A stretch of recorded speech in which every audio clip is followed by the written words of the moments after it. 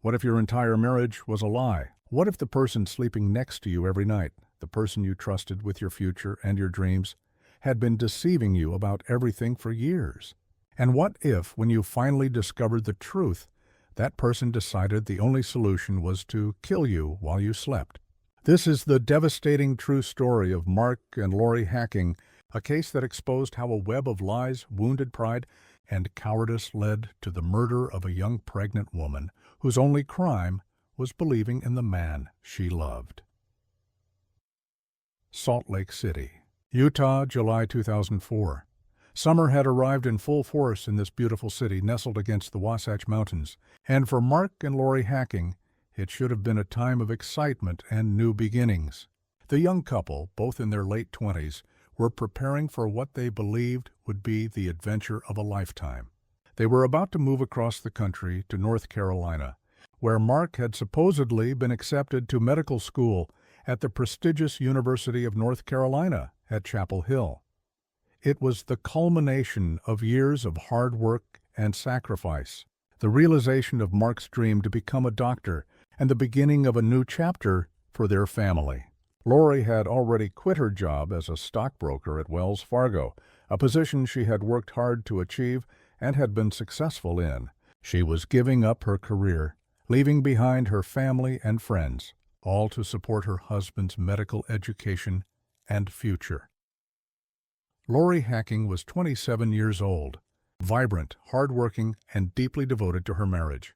She had met Mark when they were both students at the University of Utah, and they had fallen in love quickly. Mark had seemed like everything she wanted in a partner. He was intelligent, ambitious, planning to become a doctor, and he treated her with affection and attention. They married in 1999, building what appeared from the outside to be a solid, loving relationship. Lori worked diligently in her career while supporting Mark through what she believed were his undergraduate and pre-medical studies. She was the kind of wife who believed in her husband's dreams, who sacrificed her own comfort and desires to help him achieve his goals. In July 2004, Lori had even more reason to be happy and hopeful about the future. She was 5 weeks pregnant with their first child, a baby they had been hoping for and planning. Everything in Lori's life seemed to be falling into place perfectly. Mark Hacking, on the surface, appeared to be the ideal husband. He was 28 years old, clean-cut, well-spoken, and came from a respected family in the Salt Lake City area. His father was a prominent physician, and Mark had grown up with the expectation that he would follow in those footsteps. He told everyone he was on track to do exactly that. For years, Mark had maintained the story that he was a dedicated student working toward his goal of becoming a doctor. He spoke knowledgeably about his classes, his academic progress, and his plans for medical school. His family was proud of him, his wife supported him unconditionally, and his friends admired his dedication to such a demanding educational path. But everything about Mark Hacking's life was a carefully constructed lie, a house of cards that was about to collapse with devastating consequences. The truth that no one knew, not Lori, not Mark's family, not his friends, was that Mark had never completed his undergraduate degree at the University of Utah. He had attended classes for a time, but had dropped out years earlier without graduating. He had no bachelor's degree, which meant he could never have been accepted to medical school anywhere. The acceptance to UNC Chapel Hill that everyone was celebrating didn't exist. Mark had never applied because he couldn't apply without an undergraduate degree. For years, Mark had been living a double life. When he left home each day, supposedly to attend classes, he was actually going to the park, wandering around shopping malls, killing time until it was appropriate to return home and talk about his day as a student. He had created fake transcripts, forged documents, and told lie after lie to maintain his fictional academic career. The web of deception was intricate and required constant maintenance. But somehow Mark had managed to fool everyone close to him. Early July 2004. The Hacking household was in full preparation mode for their upcoming move to North Carolina. Boxes were being packed, arrangements were being made, and Lori was coordinating all the logistics of relocating their entire life across the country. She was excited but also overwhelmed with the countless details that needed attention before they could leave. Housing arrangements needed to be finalized, utilities needed to be transferred, forwarding addresses needed to be set up, and countless other tasks filled her days. As the devoted wife managing these preparations, Lori wanted to make sure everything was properly arranged at the University of North Carolina before they made the cross-country journey. She needed to confirm details about student housing, orientation schedules, and enrollment procedures. It was a routine call, the kind of administrative task that any organized person would handle when, planning a major move. Lori picked up the phone and called the admissions office at the University of North Carolina Chapel Hill School of Medicine. She explained that her husband, Mark Hacking, had been accepted to their medical program and would be starting in the fall, and she needed to confirm some enrollment details and housing information. There was a pause on the other end of the line, the kind of silence that immediately signals something is wrong. The admissions officer checked their records, checked again, and then delivered news that would shatter Lori's entire world. There was no record of anyone named Mark Hacking being accepted to their medical school.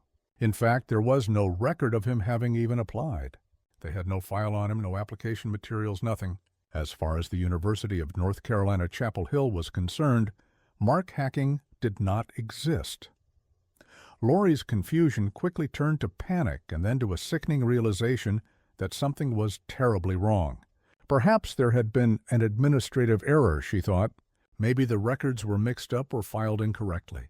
But deep down, she knew this was more serious than a clerical mistake. She called the University of Utah, where Mark claimed to have completed his undergraduate degree. She spoke with the registrar's office, providing Mark's information and asking for confirmation of his graduation. Once again, the response was devastating. Mark Hacking had attended the University of Utah, but had never completed his degree requirements. He had not graduated. There was no bachelor's degree, no transcript showing completion of his undergraduate education, nothing that would have qualified him to apply to medical school anywhere in the country. In the span of a few phone calls, Lori's entire reality collapsed. The man she had been married to for 5 years, the father of her unborn child, the person she had trusted completely and sacrificed her career to support, had been lying to her about everything. The acceptance to medical school was fake. The undergraduate degree was fake. Probably years of stories about classes, exams, study groups, and academic progress had all been elaborate fabrications. Lori tried to process the enormity of this betrayal. How was it possible that Mark had maintained such an intricate lie for so long? Where had he been going every day when he claimed to be attending classes? How had he created fake documents and transcripts? And most importantly, why had he done this? What kind of person could look their spouse in the eye every single day and lie so completely about the foundation of their entire life together? Lori confided in friends and family members about what she had discovered, seeking support and trying to understand what this meant for her marriage and her future. Those close to her were shocked and horrified. Some had suspected that Mark might be struggling academically, but no one had imagined that his entire educational story was fictitious. Lori's parents were devastated for their daughter, angry at Mark for his deception, but also concerned about what would happen next. Lori was pregnant. She had quit her job, and her entire life plan had just been revealed to be based on lies. The practical and emotional challenges she faced were overwhelming. But despite the betrayal, despite the lies, Lori apparently still hoped that somehow the marriage could be salvaged, that Mark would finally be honest with her, and they could figure out a path forward together. On the evening of July 18th, 2004, Lori confronted Mark about the lies she had discovered. The exact details of their conversation will never be fully known, because Lori would not survive the night to tell her side of the story. But we can imagine the scene. Lori, hurt and angry and confused, demanding answers. Why had Mark lied to her for so long? Where had he been going every day? What had he been doing instead of attending classes? How could he have let her quit her job and prepare to move across the country for a medical school acceptance that didn't exist? And what were they supposed to do now?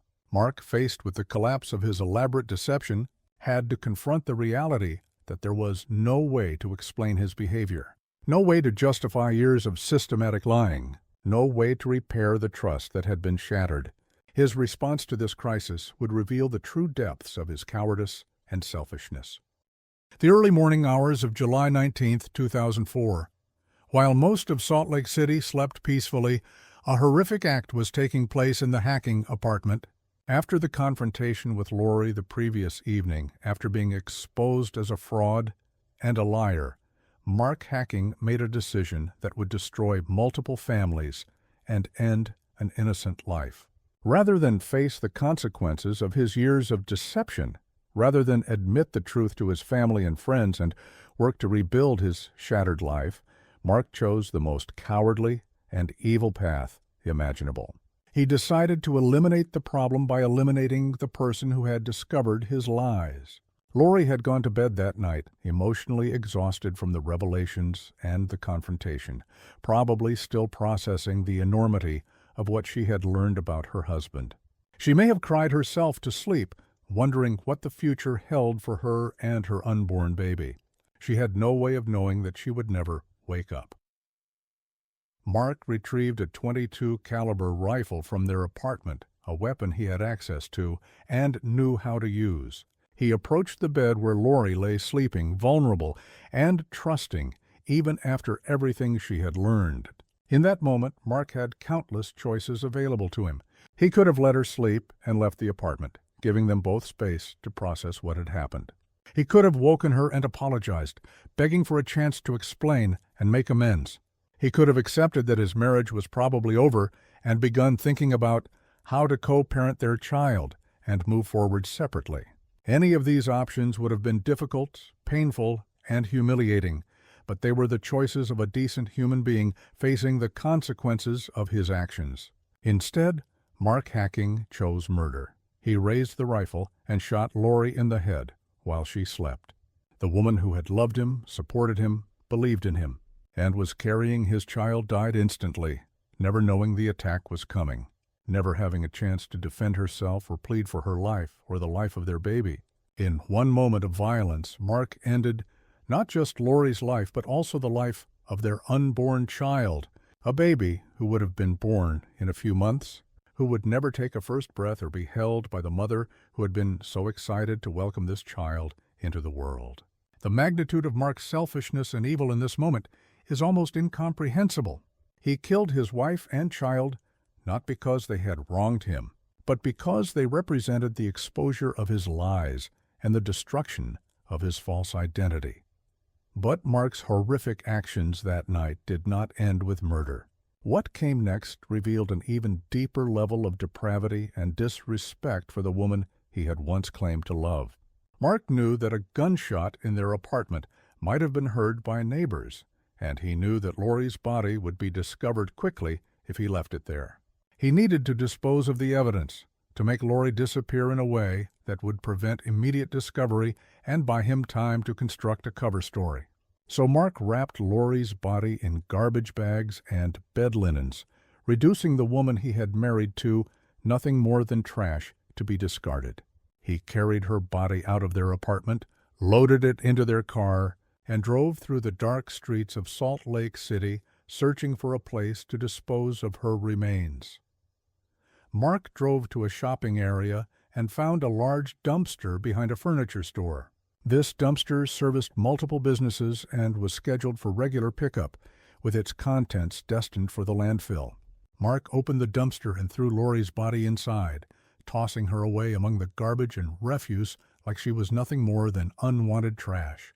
He was gambling that the dumpster would be emptied before anyone thought to search it, that Lori's body would be buried under tons of garbage at the landfill where it would never be found. If his plan worked, Lori would simply vanish, becoming one of those tragic, unsolved missing person cases that haunt families forever. Mark would be able to maintain his lies, perhaps even garner sympathy as the abandoned husband whose pregnant wife had mysteriously disappeared. He could move forward with his life, free from the consequences of his deception and his violence. After disposing of Lori's body, Mark returned to their apartment and began staging the scene to support the story he had already constructed in his mind. He needed to make it appear that Lori had left the apartment that morning for her routine jog and had never returned. This required removing evidence that might contradict his story and creating details that would support it. He went through Lori's belongings, taking items that she would supposedly have with her, including her cell phone. He needed investigators to believe that Lori had voluntarily left the apartment, that she had been alive and active that morning, and that whatever had happened to her had occurred outside their home, probably in the park where she regularly jogged. Mark cleaned up any evidence of violence, made sure the apartment looked normal and lived in, and prepared himself mentally for the performance he would need to give when he reported his wife missing. The morning of July 19th, 2004, just hours after murdering his wife and disposing of her body in a dumpster, Mark Hacking picked up the phone and called the police to report that Lori was missing. His voice conveyed concern and confusion as he explained to the dispatcher that his wife had left early that morning to go jogging at Memory Grove Park, a popular recreational area near their apartment, where she exercised regularly. Mark said that Lori always took her cell phone with her when she went jogging, and that he had expected her back by now, but she hadn't returned and wasn't answering her phone. He claimed he was worried that something had happened to her, perhaps an injury on the trail or some kind of accident. The police took the report seriously, as they do with all missing person cases, and immediately began coordinating a response. A young pregnant woman who had gone for a morning jog and failed to return was exactly the kind of case that demanded immediate attention and resources. Within hours, Memory Grove Park was flooded with law enforcement personnel, search and rescue teams, and volunteers from the community.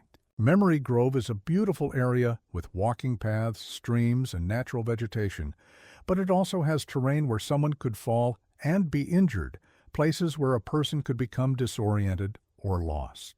Searchers combed through every trail, every ravine, every section of brush and trees, calling Lori's name and looking for any sign of her presence. Bloodhounds were brought in to try to pick up her scent. Helicopters flew overhead scanning the landscape. Divers checked the water features in case Lori had somehow fallen in and drowned. The search effort was massive, organized, and thorough, involving hundreds of people who had no idea they were searching for a woman whose body was already miles away in a landfill-bound dumpster. Mark participated in these searches, walking through the park alongside volunteers and Lori's family members, calling out for his wife and appearing increasingly distraught as hours passed with no sign of her. He gave interviews to local news stations, standing in front of cameras with red-rimmed eyes and a trembling voice, pleading for anyone who might have seen Lori that morning to come forward with information. He described what she had been wearing when she supposedly left for her jog, providing details that he had carefully constructed to support his fabricated story.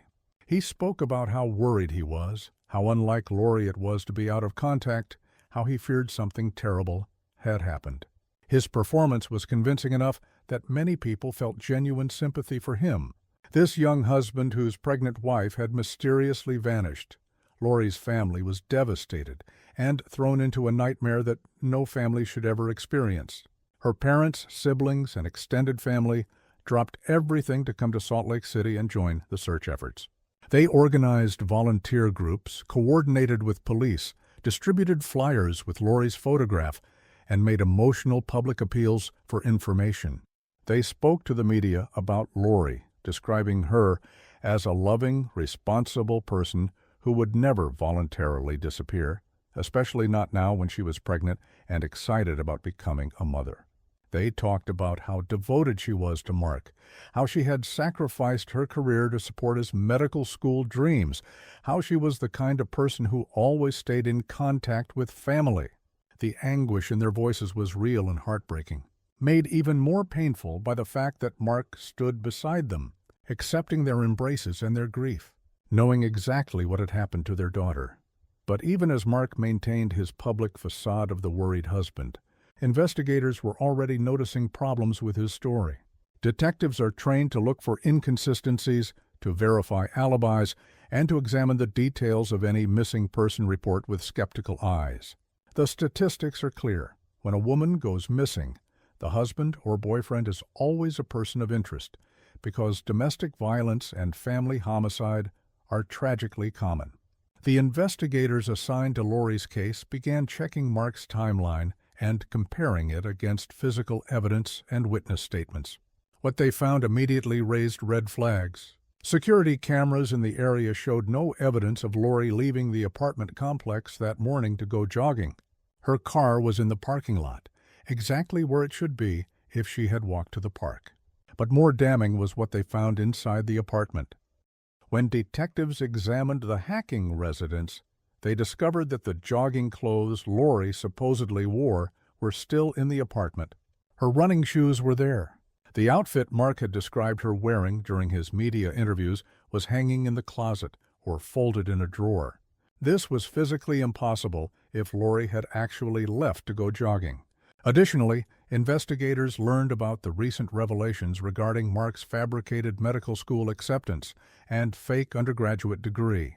Multiple people confirmed that Lori had discovered Mark's lies just days before her disappearance, that she had been upset and had confronted him about his years of deception. This provided the crucial element that every homicide investigation requires: motive. Mark had reason to want Lori silenced, to prevent her from exposing his lies to his family and the world, to eliminate the source of his shame and humiliation. As investigators continued gathering evidence and tightening the circle around Mark Hacking, his carefully constructed facade began to crumble in spectacular fashion. The pressure of maintaining his lies, combined with the intense scrutiny from law enforcement and the massive media attention focused on Lori's disappearance, proved too much for Mark to handle. Within just a few days of reporting Lori missing, Mark's behavior became increasingly erratic and unstable. On July 24, 2004, 5 days after Lori's disappearance, Mark's family found him wandering outside a local motel in nothing but his boxer shorts, confused and disoriented. He had checked into the room earlier and had been behaving bizarrely, prompting concern from family members who had been staying close to support him during the search for Lori. When they found him in this state, it was clear that Mark was experiencing some form of psychological breakdown. Mark was immediately taken to a psychiatric hospital for evaluation and treatment. Officially, he was being held for his own safety due to concerns about his mental state and potential self-harm. But this hospitalization also served another purpose. It gave investigators time to continue building their case while Mark was in a secure location where he couldn't flee or destroy evidence. The medical staff diagnosed him as experiencing severe anxiety and possible psychotic symptoms, though it was unclear whether this was a genuine mental health crisis or a calculated attempt by Mark to establish an insanity defense for what he knew was coming. Either way, the hospitalization marked the end of Mark's public participation in the search for Lori and signaled to many observers that something significant had shifted in the investigation. While Mark was hospitalized, investigators made a crucial breakthrough. They had been working around the clock to trace Lori's movements and determine what had actually happened to her. The search of Memory Grove Park had yielded nothing because, of course, Lori had never been there. Detectives had obtained search warrants for the Hacking apartment and had conducted forensic examinations looking for evidence of violence. They found traces of blood evidence despite Mark's attempts to clean up. They examined the couple's vehicles and found suspicious evidence in Mark's car. But most importantly, investigators had been checking with local waste management companies and had identified the dumpster behind the furniture store where Mark had disposed of Lori's body. By the time they located this dumpster, it had already been emptied and its contents transported to the Salt Lake Valley landfill, a massive facility that received tons of garbage daily from across the region. The decision was made to search the landfill, an enormous and technically difficult undertaking. Landfill searches are among the most challenging tasks in law enforcement. The volume of material is staggering, the conditions are hazardous and unpleasant, and the chances of finding specific items or remains can be quite low, depending on how much time has passed and how much new material has been deposited. But investigators were committed to finding Lori and bringing her home to her family. They brought in specialized equipment, trained searchers, and began the painstaking process of sorting through tons of compacted garbage in the section of the landfill where the contents of that specific dumpster would have been deposited. The search took weeks, with crews working in difficult conditions, sifting through refuse and debris, looking for any sign of human remains or evidence connected to Lori's disappearance. On August 2, 2004, nearly 2 weeks after Lori disappeared, investigators at the landfill made the discovery that everyone had been dreading but expecting. They found human remains buried under layers of garbage, wrapped in the same materials Mark had used to conceal Lori's body. The remains were badly decomposed due to the time spent in the dumpster and landfill, and the biological processes that occur in those environments. But forensic examination and dental records confirmed what investigators already knew. The remains were those of Lori Hacking. She had been found, but in the worst possible circumstances and condition. The young woman who should have been preparing for motherhood, who should have been starting a new chapter of her life, had instead been murdered by her husband and thrown away like garbage. Her body recovered from a landfill after weeks of searching, with Lori's body recovered and forensic evidence linking Mark to her murder. Prosecutors had everything they needed to file charges. Mark was formally arrested and charged with first-degree murder. He remained hospitalized during the initial legal proceedings, but it was clear that he would eventually stand trial for killing his wife. However, before the case could go to trial, something unexpected happened. Mark's defense attorneys approached prosecutors with an offer. Mark was willing to plead guilty to first-degree murder in exchange for avoiding a lengthy trial and the possibility of the death penalty. This was a significant decision, as Utah is a state that allows capital punishment, and the circumstances of Lori's murder, the premeditation, the disposal of her body, the pregnancy, certainly could have qualified as aggravating factors that might lead a jury to recommend death. On April 15, 2005, Mark Hacking appeared in court and entered a guilty plea to one count of first-degree murder. Standing before the judge, Mark admitted that he had killed Lori, though the details he provided minimized his culpability and attempted to portray the murder as something other than the cold-blooded execution it actually was. He claimed that he and Lori had argued about his lies, that the situation escalated, and that he had made a terrible decision in the heat of the moment. He did not fully acknowledge the premeditation involved in retrieving a rifle and shooting his sleeping wife in the head. Mark Hacking's guilty plea spared him from the death penalty, but ensured he would spend the rest of his life in prison. On June 6, 2005, he was sentenced to 6 years to life in prison, which under Utah law meant he would serve a minimum of 6 years before being eligible for parole consideration. However, given the heinous nature of his crime and complete lack of remorse, parole seemed virtually impossible. Mark would likely die behind bars. The sentencing hearing allowed Lori's family to finally confront Mark and deliver victim impact statements expressing their devastating loss.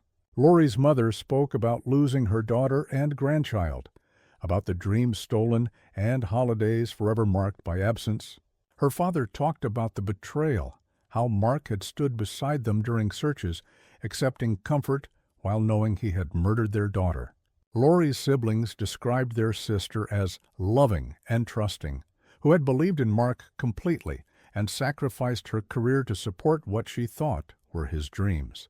The courtroom pain was immeasurable.